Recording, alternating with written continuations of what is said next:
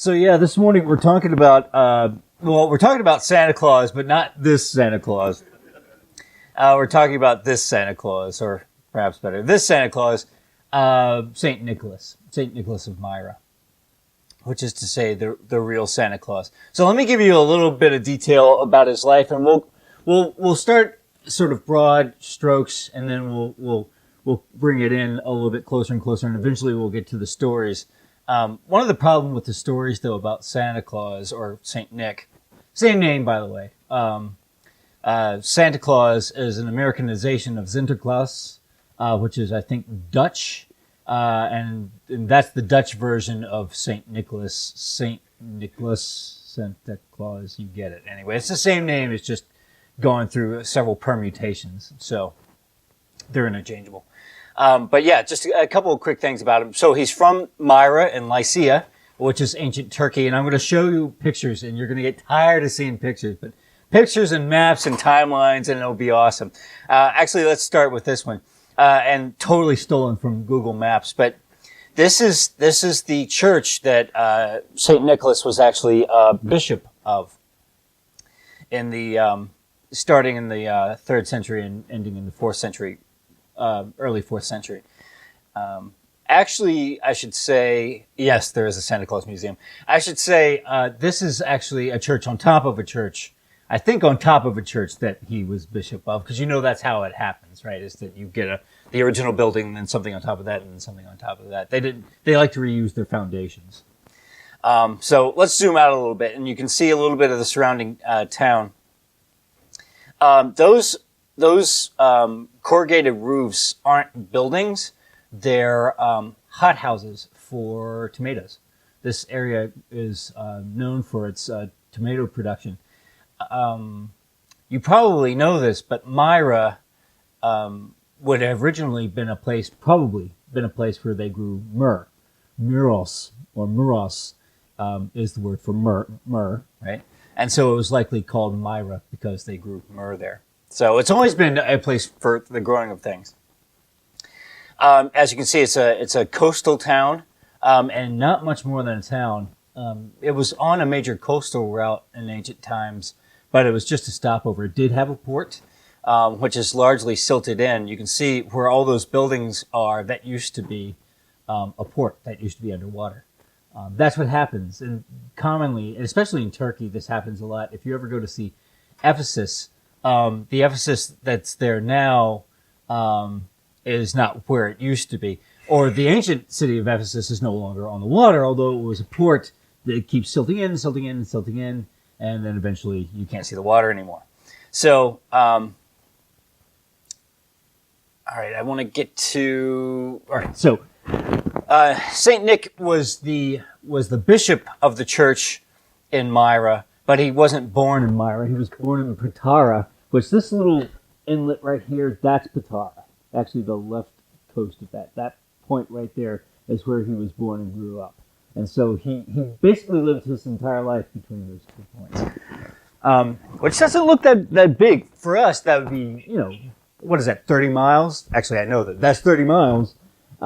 That's like, that's not much of a drive even. But, for people who are traveling by foot, I'll show you a picture here in a second. It's quite mountainous in this region. So we begin to see the water that he's abutted against. This is the Mediterranean. And so he lived and grew up in Turkey, Turkey, which is part of the overall Mediterranean. Don't worry about the hearts and the gold stars. That's just telling me where important things are. But a lot of those gold stars are ancient churches, 1st century churches. And so Ephesus is on there, Laodicea is on there, Corinth is on there, etc. So he's right in the mix of things. Actually, back just one point. See this point here? That's where St. Paul was born. So that's Tarsus. So yes, a mountainous region. And you can see how this flat area would have gotten flattened by the runoff of the streams filling up this, what used to be a port. And Myra was not a major port, but it was a minor port, and people stopped there not infrequently. One person in particular I'll point to.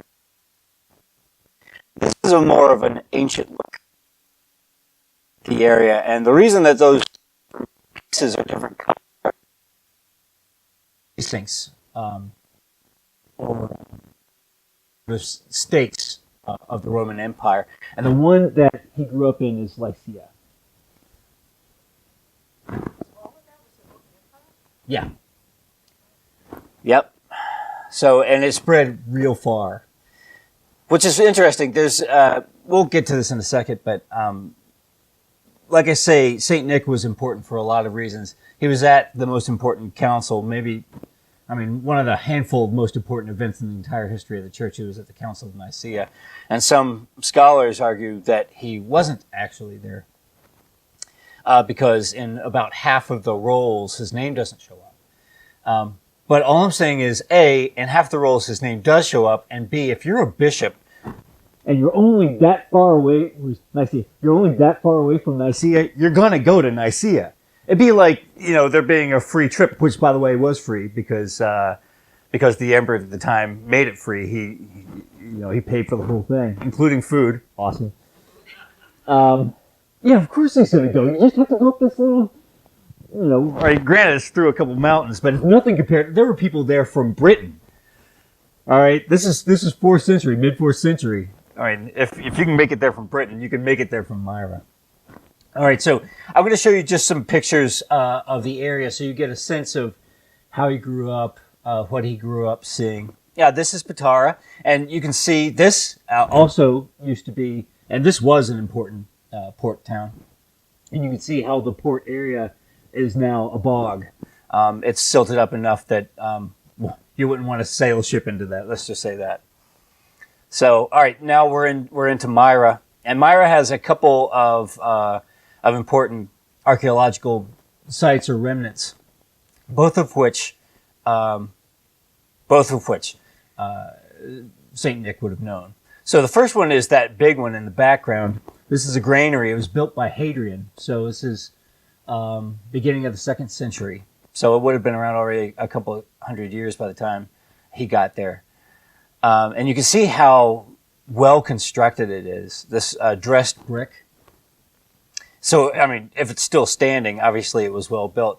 This is a painting that was done of it in 1803 by a guy named Luigi Mayer. And basically looks the same today as it did 200 years ago.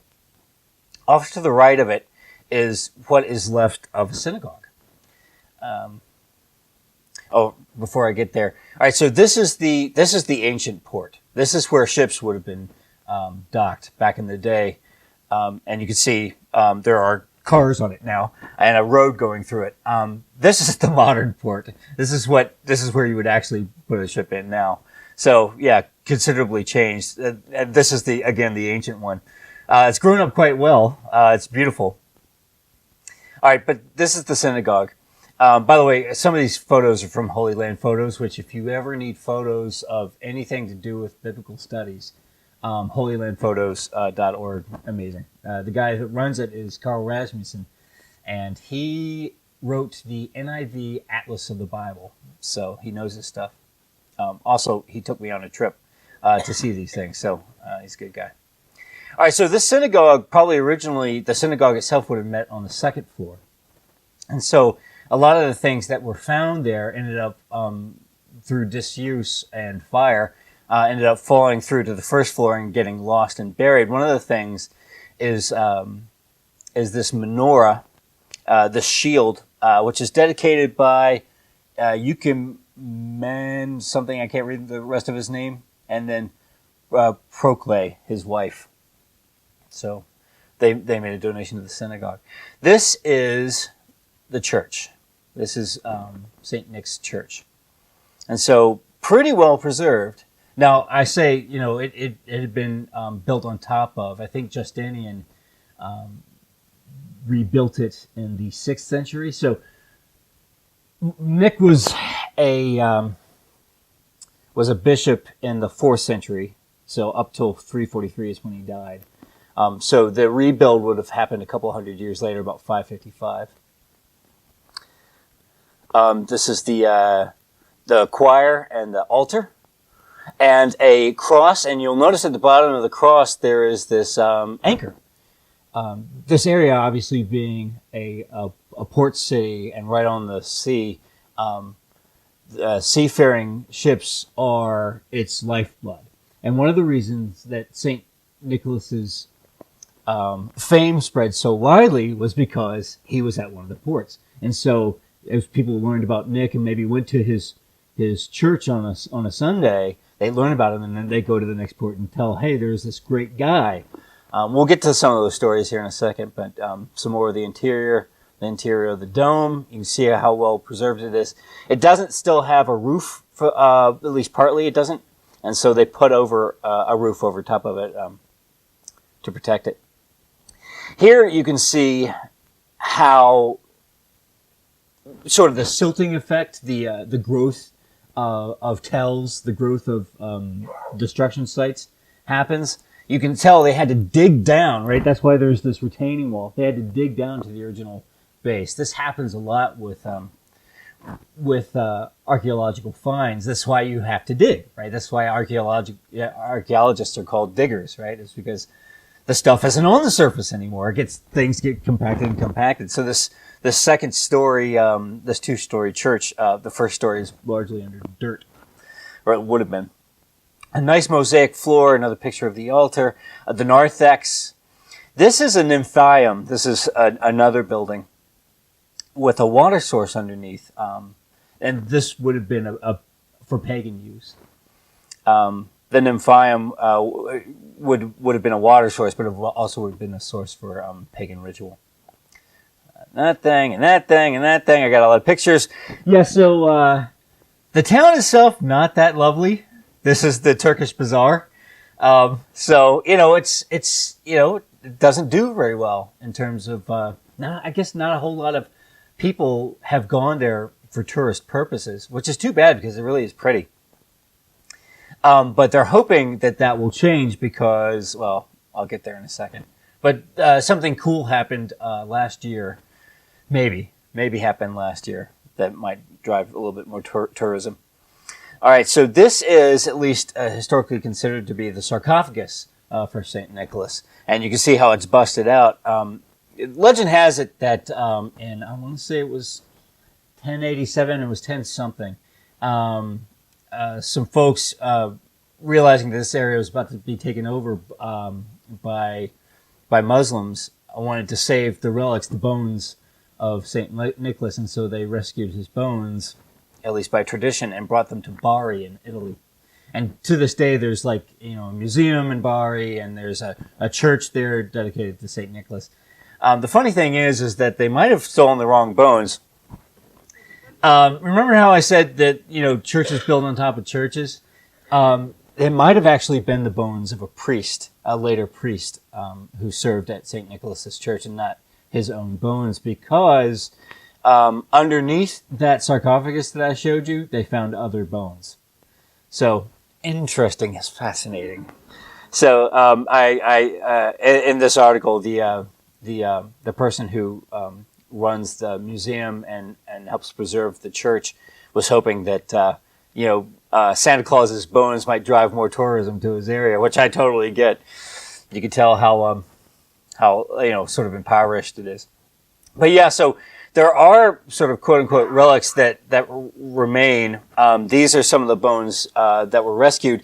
This is actually from the museum in Antalya, which I should have showed you on the picture. But all right, you remember how Myra was down on the sort of a low part of Asia Minor, and Patara was just to the left. If you came up right and the coast kind of cut back in, Antalya is sort of at that armpit. Antalya was the capital, and so it was a major port. It was the major port in the area, and so a lot of things that happen in Myra revolve around Antalya. All right, so here's just a couple facts about Saint Nick. So he was born about 260 A.D. To wealthy parents, he was baptized as an infant. And they died when he was fairly young. 18 is a bit of a guess. Actually, a lot of this is a bit of a guess. We only have a few historians who worked in the ancient times with St. Nicholas and his material. And through legend, a lot of it gets turned sideways. So a lot of this is reconstruction. But he had to have been born around 260 because he became bishop around 295. And so, they're not going to let an 18-year-old be a bishop. I'm just saying. No offense to anybody who's young in here. So yeah, his parents died when he was 18, and that had a huge effect on his life. And interestingly, that had a hugely positive effect, if not on his life, at least on the lives of the people around him, because their passing gave him a large inheritance, which he famously dealt with, and we'll get to those stories. But yeah, so he became bishop about 295, and the funny thing about this story is that nobody else wanted to do it. Right? This was a period of persecution of the church. Nobody wanted to run the ship when the ship was on fire. Right? So what happened was the group got around and they asked if anybody wanted to be bishop, and everybody's hand stayed down. It's like, asking for a volunteer. Yeah, no, I'm all set. Let somebody else do it. So what they did was, I think it was in response to a vision or something, they said, all right, the next person that walks through the door, which will teach you to walk through the church doors, the next person that walks through the door is going to be the bishop. And oh, by the way, his name's going to be Nicholas. And so this kid, he would have seemed fairly young, 35, was pretty young to be a bishop. He walked through the door and he was like, hi, my name's Nicholas. And they're like, hi, you're the new bishop. So, very soon after that, and I gave the exact date of the edict of Diocletian. I think it was actually Galerius. They were co-regents of the Roman Empire. And that edict, we're going to talk about this in a second, but that edict changed substantially how the Roman Empire interacted with Christianity. I'm a Revelation scholar. That's my focus.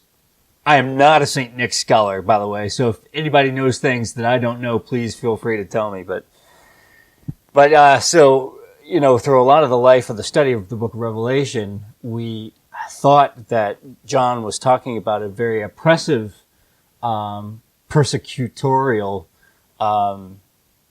Roman Caesar. The thing is, even at its worst, even at its zenith, they're like, well, it seems like the Caesars are being pretty persecuting of the church, but at least they're not Diocletian. This guy is the gold standard for the persecution of the church. He did it better and with more zest and zeal than anybody else. And actually, not even him so much. It was that guy Galerius that he appointed to be a co-regent. And so that original proclamation came on February 23rd of 303. The 268 in Nicomedia and the 660 in Alexandria, those are people who were martyred. And those are just two cities in all the Roman Empire, in which there were hundreds of cities.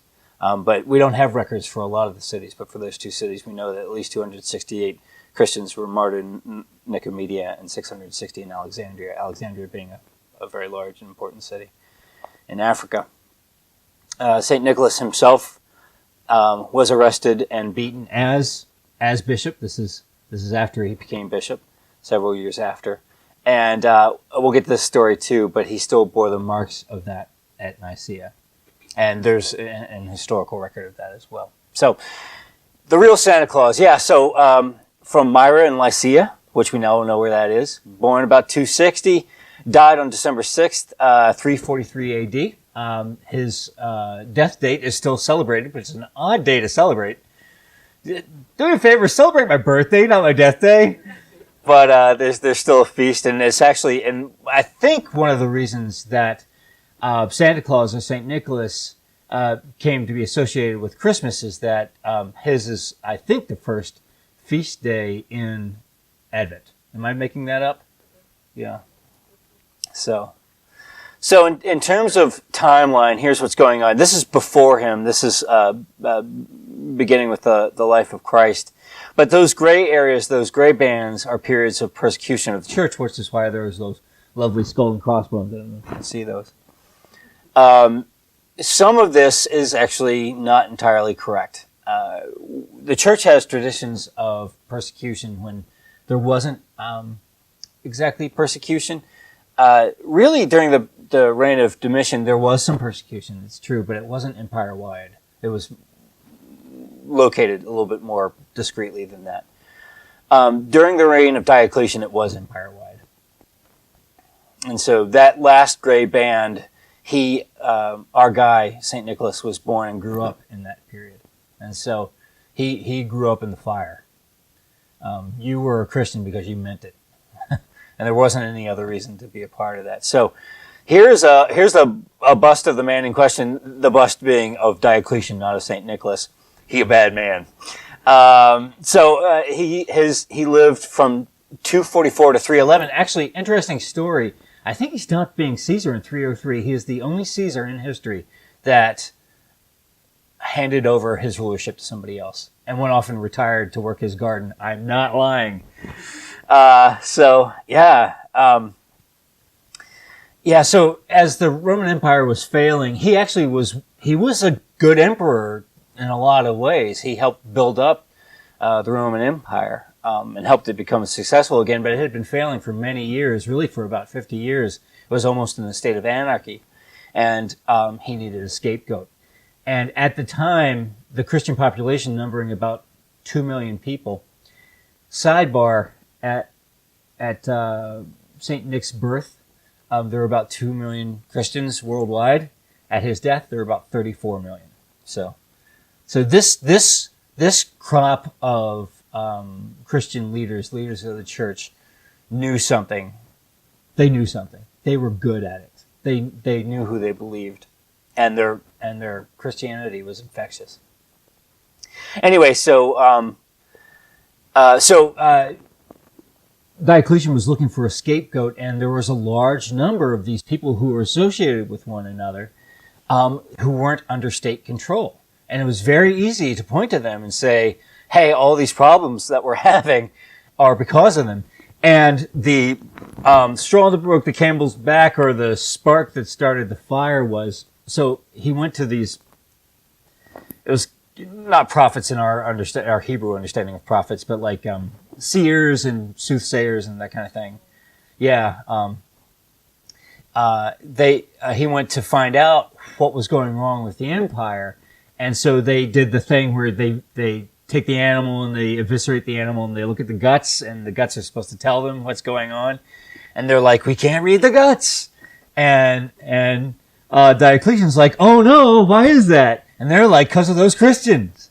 Which is an interesting thing for them to say, because of course Christianity was a competing cult, right? This is like, the reason this doesn't work and we can't tell you anything is because of these bad people that are taking all of our business away. Literally taking their business away. People paid for this kind of thing. So when Christians were in town, nobody went to see the oracles, and that made the oracles very angry. And so that was the real spark that set off the edict of Diocletian that started the persecution of the church in force. All right, so that edict had several important parts. One, that the scriptures were burned, and if you work with manuscripts, which I don't think anybody in here does, but if you work with manuscripts, you know that there are thousands and thousands of manuscripts. But if it hadn't been for the early persecution of the church and from the Middle Ages when people stopped reading, anyway, we'd have millions probably. The Bible being the most copied book in history. In a lot of ways, it was a good thing. There were two areas in particular of the Roman Empire that are important for the manuscript history of the Bible. Britain and Ireland, because they're so far away to the west that nobody bothered with them. Right? Ireland, what is that even? Yeah. And so it preserved a large number of manuscripts, and that city, Alexandria, that I mentioned, 660 Christians were martyred in. And actually, St. Catherine's in the Negev, very hard to get to. I've been to Israel, I think, 7 times, and I've never been to St. Catherine's because it's a pain in the butt in a car. But if you're walking, you don't want to do it. And St. Catherine's is probably the single most important spot for manuscript evidence, including Codex Alexandrinus, which maybe is the most important manuscript of the Bible anywhere. Anyway, all right, so the scriptures were burned. They wanted to destroy the book because they were thinking, of course, without the book and we're the people of the book, we stop being a people. Churches were destroyed. They were ordered to cease meeting. And so when people did meet, they had to meet in secret. Already it was a common custom to meet in houses, but now it became all the more common because, what are you going to stop by my house to see for a meeting? You're not going to stop by my house. So many were tortured and killed, where we get the number from. So martyr is the word for people who are murdered for their faith, right? There's a word for people who are tortured for their faith and remain faithful. They're called confessors. And our St. Nicholas was a confessor. And they also had no legal rights, including they had no legal right to defend themselves in court. Anything that was brought against them, they couldn't bring a defense against it. So all this lasted, all right, until the Edict of Toleration that Galerius issued in 311. But really, it went beyond that because the matter wasn't settled. Constantine, when he first came in, it was a divided, sort of a divided monarchy, a divided rulership, and the guy in the East hated Christians because Constantine liked them, right? And so if you hate the guy and he's a Christian, you hate Christians. And so the persecution actually went on longer until about 324 AD. This is a picture or a painting in a catacomb depicting 4 martyrs from this period. Top middle is Jesus, obviously. On the left is St. Paul, on the right is St. Peter. And then the 4 people below them are martyrs. And I'm probably going to get this wrong. I think his name was like Theophilus or Theodosius or something like that. The second from the left, he was trying to protect a church and tore down an edict that had been posted. And because he did that, and not to be graphic, but they strung him up, flayed him alive, rubbed salt and vinegar in the wounds, and then stuck him in a pot and boiled him slowly till he was dead. Yeah, and stuff like that was not entirely uncommon. I mean, beheadings were actually a pretty nice way to go. This was the bad period. In all of church history, the period when Christians in particular suffered the most was during the period of Diocletian. Like I say, it was the worst of the worst. So born in 260, died 343 AD, and probably the most important event of his life, and really of the life of the church, was he was at the Council of Nicaea. We'll get there. All right, so, and actually we're going to get there now. All right, so as I say, Nicaea, very close to Myra, and so there's almost no chance that he wouldn't have gone. The only reason he wouldn't have gone is because he was like deathly ill or something. And like I say, 6 of the something like 16 records of attendees include Saint Nick. One of the most important things that comes out of the Council of Nicaea is the Nicene Creed, which, if you haven't heard it before, I'm going to read it for you. The first general creed of the Church. I believe in one God, the Father Almighty, maker of heaven and earth, of all things visible and invisible. I believe in one Lord, Jesus Christ, the only begotten Son of God, born of the Father before all ages, God from God, light from light, true God from true God, begotten, not made, consubstantial, homoousia, if any of you know Greek. Homoousia literally means same being. Consubstantial with the Father. Through him all things were made. For us men, for our salvation, he came down from heaven, and by the Holy Spirit was incarnate of the Virgin Mary and became man. For our sake he was crucified under Pontius Pilate. He suffered death and was buried, and rose again on the 3rd day in accordance with the Scriptures. He ascended into heaven and is seated on the right hand of the Father. He will come again in glory to judge the living and the dead, and his kingdom will have no end. I believe in the Holy Spirit, the Lord, the giver of life, who proceeds from the Father and the Son, who with the Father and the Son is adored and glorified, who has spoken through the prophets. I believe in one holy Catholic and Apostolic Church. I confess one baptism for the forgiveness of sins, and I look forward to the resurrection of the dead and the life of the world to come. Amen. That statement took an awful lot of work. There was a lot of wrangling that went into it.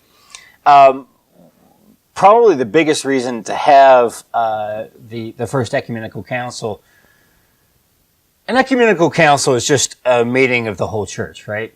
And so this was the first time the whole church got together since like the book of Acts. Right? So this was a big deal in the life of the church and established sort of this practice for later ecumenical councils. The reason that they got together, one of the big reasons that they got together, other than it's cool, was to deal with Arius. Arius was I don't think he was the bishop. I think he was just a leader in a church in Alexandria. Am I making that up? Alexandria, right? It was definitely in Africa. I'm pretty sure it was Alexandria. And he taught that, Christ was the Savior, Christ was the Son of God, but that Christ was not divine. And the church was like, oh no. So they decided to have, and he was apparently very charismatic and a good teacher, and so a lot of people were getting swayed to his way of thinking. Including, and I hate to say this because he ended up being a heretic, but one of my favorite characters in all of church history, who I'm going to do a class on him at some point. His name is Ulfilas, or Wolfilas of Goth, the wolf of Goth, the Gothic wolf. He was one of the greatest missionaries of his age. Yeah. Anyway, but he was an Arian. He was a heretic. Anyway, and he was at Nicaea. So part of the point to get together was to work against Arianism and also to establish the relationship between Father, Son, and Holy Spirit, especially between the Father and the Son. A lot of these questions really hadn't been answered, right? So when you look at your New Testament, certain verses seem to put Christ on par with God, and some seem like they put Christ under God, and so you can see how this dispute might come up. If you use these verses and not these verses, or if you use these verses and not these verses, you start to think differently. So we needed to have this, I guess.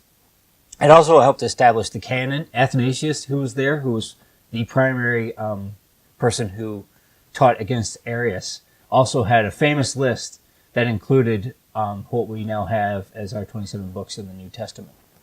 So prior to this, it was sort of an open question. It depended on where you were and who you studied under and what church you went to as to what books of the Bible you read.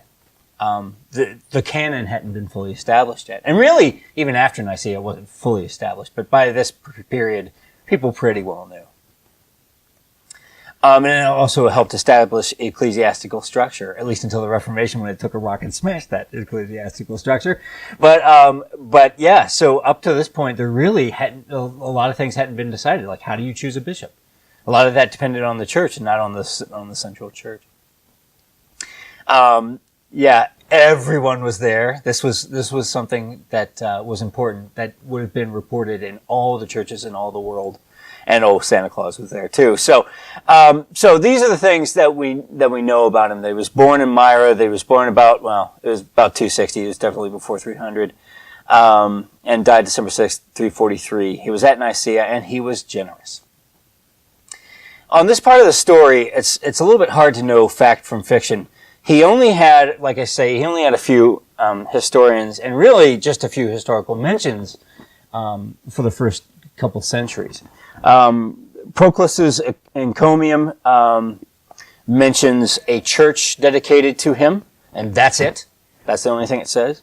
The historian Procopius mentioned Justinian's shrine in Constantinople in 555. Theodore the Lector, reader, studier, in his tripartite history, where he's trying to put together three strands or traditions of history, who puts him at Nicaea, and he's writing also in the 6th century. Remember, our St. Nick is 4th century, so it's 200 years later. The Life of St. Nicholas of Zion, which is talking about a completely different Nicholas. And one of the issues that we run into in the historical study of our St. Nick is that, what's his name? The second major historian of St. Nick's life confused these two guys. And so half the stories are about St. Nick of Zion, and the other half are about our St. Nick of Myra. The refutation by Eustathius of Constantinople, the acts of the soldiers, praxis de stratiletus, And this is one of the cooler points that the book that I was recommending to you points out. Before Nicholas, before the 4th century, the name Nicholas was very uncommon. It was found almost nowhere. After the 4th century, it becomes super common. You find it in records, you find it in, old receipts, you find it on tombstones, and the first place it becomes popular is in the area of Lycia. Why is that important? Because some historians don't think that Saint Nick even existed. They think that he was made up entirely, because a lot of the stories about him do sort of smack of the made up, but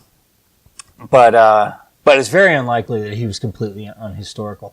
In the first place, there was a church there at the time period, and it had to have a bishop, so they at least had one. All right, so the two big, there he is, Simeon Metaphrastes. The two big historians, ancient historians for the life of St. Nicholas is Michael the Archimandrite. Archimandrite just means he's a guy who ruled monasteries or ran monasteries.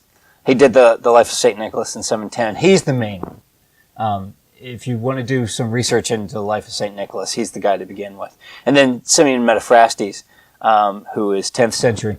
Simeon Metaphrastes is the guy who got him mixed up with the other Saint Nick. So, all right. But his most famous story, and this is why this Saint Nick is our Santa Claus. This is the connection between the ancient historical person and our guy in the red suit. Specifically, him being generous and giving gifts. All right, so his parents died when he was young, about 18 years old, and he received the whole inheritance, which he began to give away. So there was a certain man, a neighbor, a later historian says, who had 3 daughters, but absolutely no money for the dowry. And if you didn't have any money for the dowry, your daughters wouldn't get married. And because he was impoverished, he considered selling them into slavery. Sidebar, slavery almost certainly would have meant sexual slavery, which is terrible. So as the first came of age, one night a bag of gold was thrown through the window. And it happened to be the exact amount that the daughter needed to pay the dowry to get her married. And as each child grew up, another bag was thrown through the window. And this part is totally legendary, but that it ended up like landing in a stocking hung by the whatever with care. Yeah, come on, that didn't happen. But that's to do with the why we hang up stockings to this day. But let me read this story, and this is recorded in the history of Michael, his major historian from the 8th century. Acting with caution, he gathered in a cloth a sufficient sum of gold coins, which he secretly threw through the window of the man's house and quickly returned to his home. I'm going to ask you a question on what I'm reading, so all I'm saying is, secretly through the window of the man's house and quickly returned to his home. When daylight came, the man got up from bed and found in the middle of the house a pile of money. He could not hold back his tears, but was overjoyed, amazed, and stunned. He gave thanks to God, but also tried to understand the meaning of this good fortune. Deciding to accept the gift as if it had been given by God, the father of the girls took the serendipitously found gold and noticed that the sum corresponded to the amount of money needed for a dowry. Without delay, he adorned the bridal chamber of his eldest daughter. And so his life once again became good, full of joy and peace of mind, thanks to the intervention of the holy Nicholas, who had created a way for his daughter to marry. I'll get to the other events of his life in a second, but let me cover this real fast. So he was a confessor. This is a guy. This is the important point, actually. Saint Nick was a guy who loved people around him, who spent his entire fortune, which he got through the death of his parents, to save other people. And he's not just being a man of grace and generosity. He's doing it during a period when he's being beaten for his faith. Methodius, the bishop who was the bishop of Patara, where he was born and grew up, was murdered for Christ. He's being a good man while everybody else is losing their mind. He was a bishop. He was a leader of the church. He was a reconciler. There's a story where he saves the life of 3 soldiers who are wrongfully accused. A lover of the sea, which is how fame spread, and he died in peace, which is a great part of the story, I think. He didn't have to die the martyr's death. But what do you see so far in Santa Claus that echoes the life, our Santa Claus, that echoes the real life of St. Nick? What do we think about our Santa Claus that seems to emulate or mimic the actual historical St. Nicholas? Yeah, yeah. So he's a giving guy. Yeah.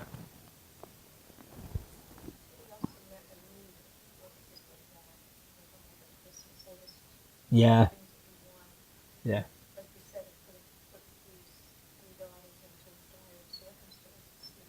Yeah. Yeah. Yeah. Oh, couldn't hear me? Oh, I said that he met a need. He basically rescued the daughters of this man from really a terrible life. Yeah.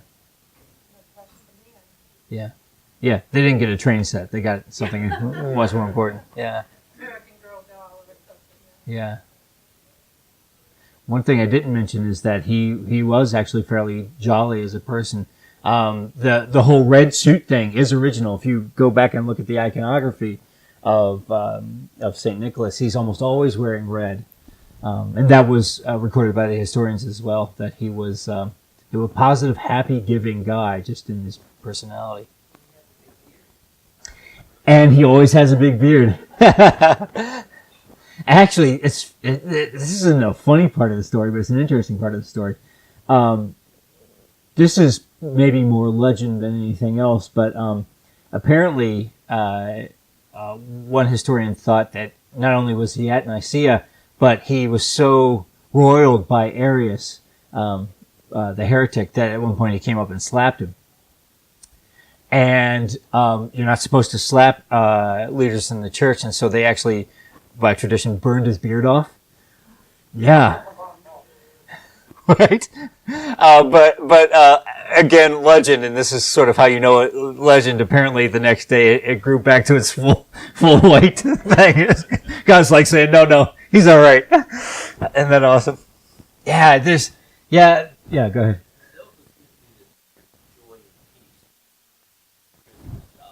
Yeah.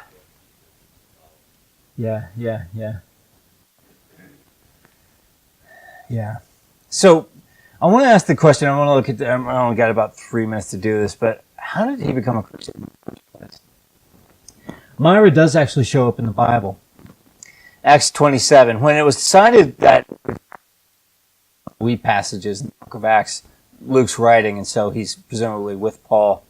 Paul and some other prisoners were handed over to who belonged to the imperial regiment. We boarded a ship. They're traveling by ship from east to west along the coast of Turkey.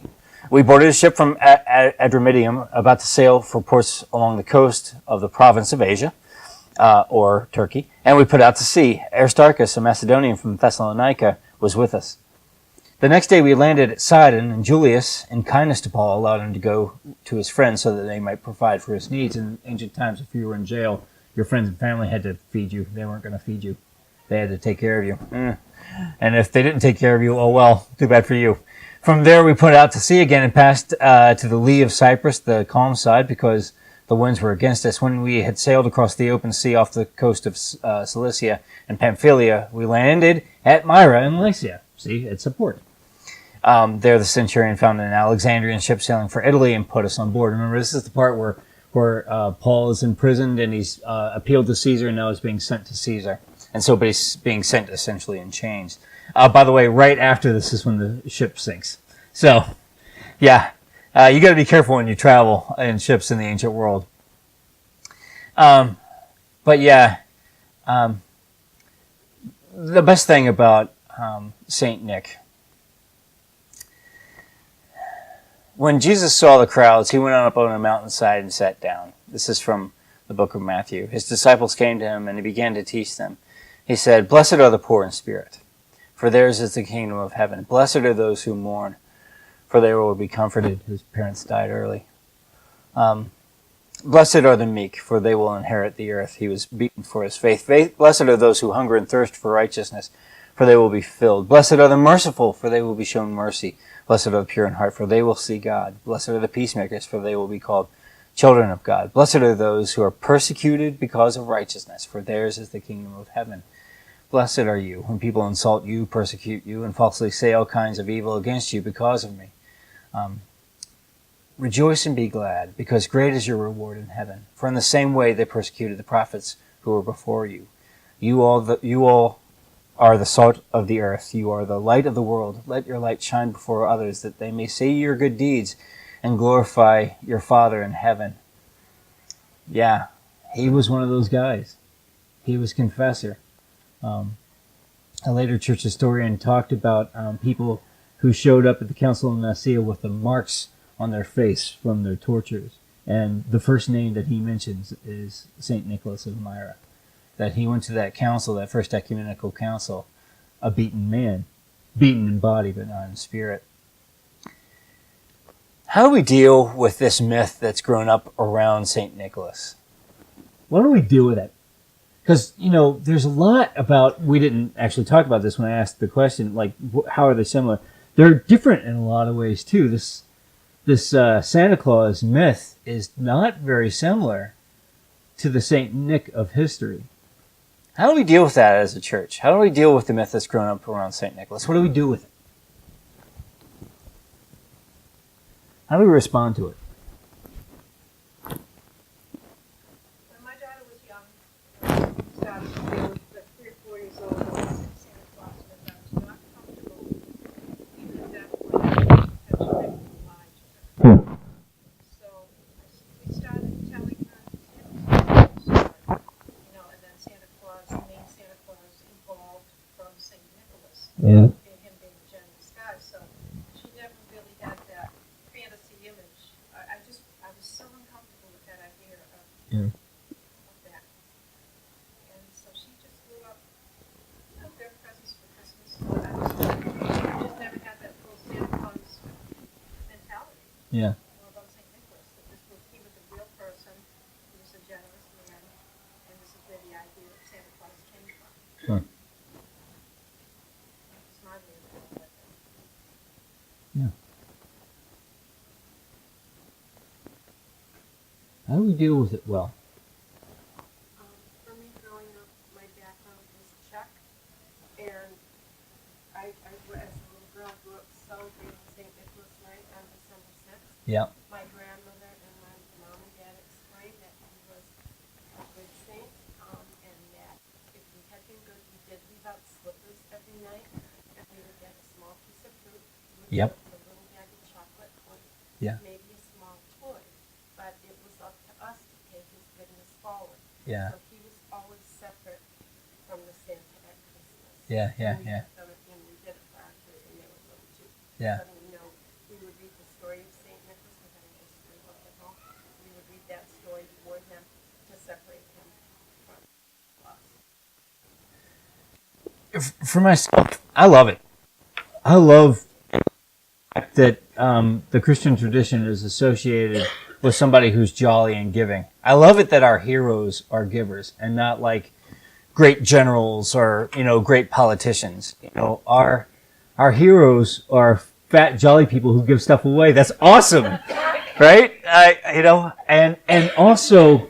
Yeah, so one of the reasons that we don't have a ton of images of Saint Nick, especially early ones, is because of the iconoclastic movement. If any of you know that from church history, is a period when the church decided we don't like these images of saints and stuff, and so they went around smashing and defacing them.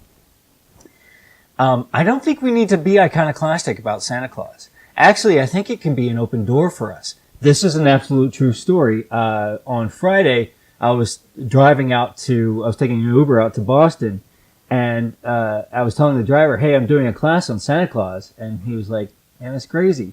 How are you going to do a class on Santa Claus? I was like, well, let me tell you. And I was able to tell him the story of this great man, this great father in the faith. And to have that discussion about, not who he was, how he was like Christ in who he was, how he was Christ-like in his, although he suffered, he was a blessing to the people. I love that opportunity. Yeah. Sometimes we overreact to things that Yeah. And I think of Paul going to Mars Hill. He Yeah. looked at that statue and said, "You pagan, why are you worshiping this?" And then he pushed the statue over. Yeah. Yeah. Then said, "You know that statue to the unknown God? I know that God." Yeah. Trying to make a connection. Yeah.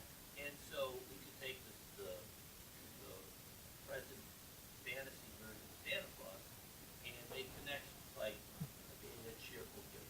Yeah. And Yeah. use that as a connection to the Yeah, so we can use that as a statue to the unknown God. And also, and just lastly, I want to say, I love this guy because he's not remembered for a great teaching. He's not remembered for a great sermon. He never wrote anything that we know about. He was remembered because he loved people. And to this day, he's still one of the most popular saints. Yeah, again, I love it that we're known for our love of one another. And I would like for, guys like that to get more notice. Anyway, I got to end it. Let me pray first and we're done. Hey, Jesus, thanks for these people. Thank you for this service. Thank you for the life of St. Nick. And God, I just pray that you give us opportunity to show that same generosity ourselves in the days and weeks to come. In Christ's name, amen. Thank you all. Next week, Greg's doing